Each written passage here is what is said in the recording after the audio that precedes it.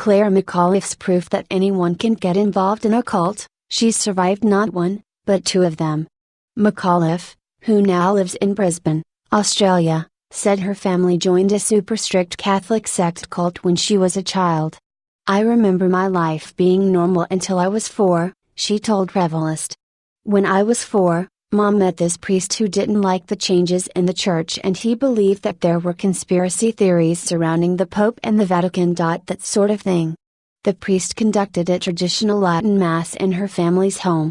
Eventually, he attracted a small following, which grew into a larger and more zealous group. The priest encouraged absolute self-sufficiency in the home, which McAuliffe's parents happily obeyed. This priest believed in heavenly messages, saying the world was going to end around the year 2000, McAuliffe said. So we were working toward self-sufficiency and being off the grid." McAuliffe did not interact with the outside world until she turned 18. She and her siblings were homeschooled by their mother and had no access to television. T-shirts and form-fitting attire were strictly forbidden, even in the house. "I honestly was so backward, I had no self-confidence, no self-esteem," she said. "We lived for the Last Judgment. Every sin that we committed would eventually be found out and then we'd have to go to hell. It was very religious and guilt-based, and it seemed like there was nothing we could do right." So at 18, McAuliffe left her parents to take a nannying job in Melbourne, where she met a former seminarian 13 years her senior. McAuliffe said she felt lost, and that their relationship isn't really a loving one, but they still wed. Eventually, their marriage took a dark turn. "Only a few years after we got married, I suddenly realized that he believed in end-of-world theories," she said. Because he had a European background, his parents were from Slovenia, he had this ridiculous fantasy that we should live like his parents. It was a stupid fantasy and he was trying to find something like that in Australia, and he did. She and her husband spent the next 9.5 years in Australia's largest doomsday cult, led by William Cam, aka the Little Pebble. Joining meant leaving their home in Melbourne and traveling 10 hours to a remote compound surrounded by barbed wire. McAuliffe adamantly opposed the idea, but her husband insisted. In February 1997, the couple moved in. "I was forced to go because I had no self-confidence, no self-esteem, and no tertiary education," she said. "We never shared a bank account for the 17 years we were married, so I had no access to money. Women in the cult labored many long and painful hours. The leader required mothers to make a lavish lunch, and later, dinner, for all 180 people on the compound.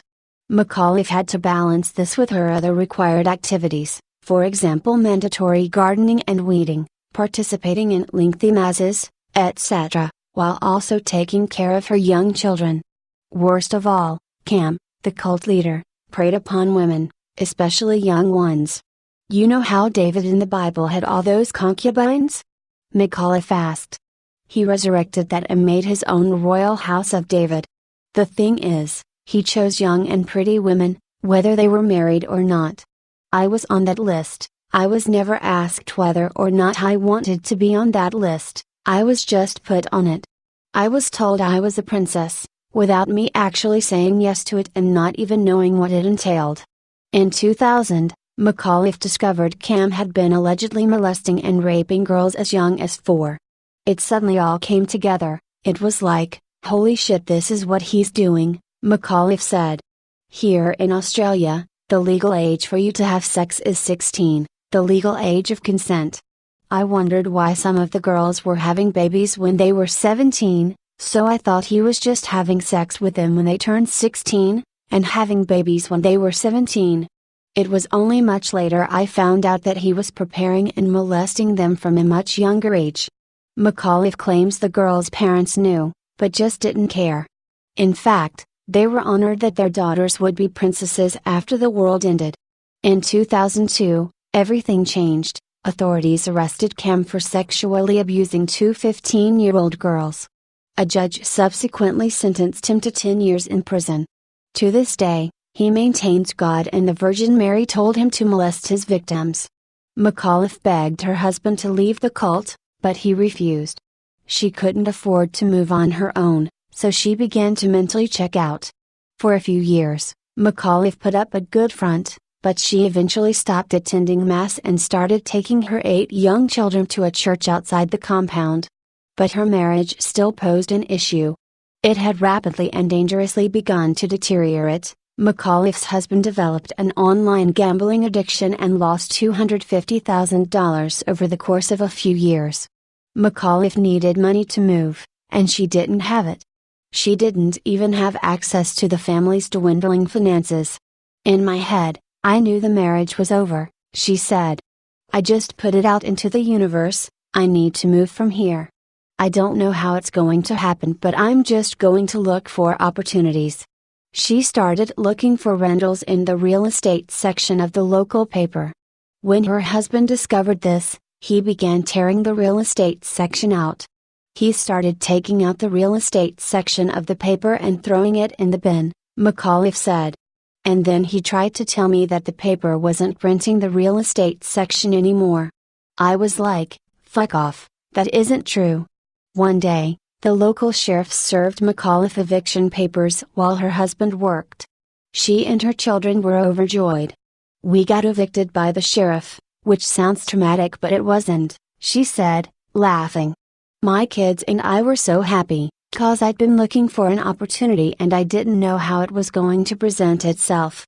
You can talk to the sheriff today and he'll still remember me, because when he handed me the papers and said you're getting evicted, I said, my God, thank you, my kids and I wanted to move out of here for so long.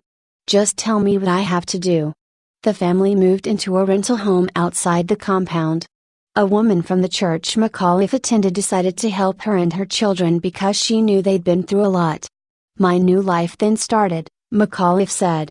McAuliffe divorced her husband in 2008, and has since been remarried. Her kids have all grown into successful adults.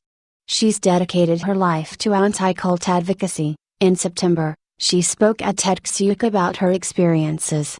William Cam has been released from prison, but is electronically monitored 24/7. His cult continues to expand across the world. Vinnie Cocsis. Vinnie Cocsis experienced the darkest depths of a dangerous cult over the course of 11 years. Cocsis, who is the youngest of 3, said Psalm 5's Move of God cult recruited her mother while they lived in California. At the age of 3, her family moved to the cult's compound in Ware, Massachusetts. My experience in Ware was quite torturous, she told Revelist. We were separated from my mother, and what happened there was very culture type torture. We were tied to chairs, and there was demon possession casting out rituals. It was hardcore shit. Cocsis said pedophiles were welcomed into the cult, which contributed to rampant sexual molestation. She, and allegedly, her brother, were victims of such abuse. Cocsis' family eventually moved to a heavily armed and guarded compound in Alaska. The cult's members led extremely tumultuous lives. They were told communists would eventually kill all Christians. Abuse remained a serious, widespread problem and too often, children paid the price. We were excommunicated in '84 from Alaska, after my sister got raped, Cocsis said. Cocsis told Revelist an older man had been abusing her sister for a long time. There were times when my sister would wear long sleeves on a summer day, and say, "Oh, I'm just cold." But it was because she had bruises from him grabbing her arm, things like that, she said. Before we were excommunicated, she had to stand in front of the congregation and say she was a whore, a harlot of Babylon, that she seduced him. Her sister was 16 at the time. Cocsis moved in with her grandmother in Tennessee after the cult excommunicated her family. She experienced total culture shock since she had no formal education or experience with the outside world. I mean, I never learned about slavery, she said. So here I was, in the South with my grandmother, in deep segregation, and I couldn't wrap my mind around what racism was. Cocsis struggled through adolescence, searching for ways to fit in with her peers. After studying fine arts in Tennessee, Cocsis moved to the Pacific Northwest. Then, in 2007, her mother died, which forced Cocsis to think more critically about her trauma. She wrote and published her first book, Cult Child, a memoir about her experience in the move. Today, she is an advocate for cult survivors, who she feels don't get enough support. There's exit counseling, but at the price of what? These people have no money. They have to rely on the social services system, which they don't know how to use. There's no true support network for specifically cult members. That's why Cox's has chosen to offer support to cult survivors around the world. Although she still struggles with trauma-related issues, she remains steadfast in her commitment to helping others heal. Everybody's journey is different, but it was important for me to train my mind to seriously believe in nothing, she said. That's a long process. But, we don't live there anymore.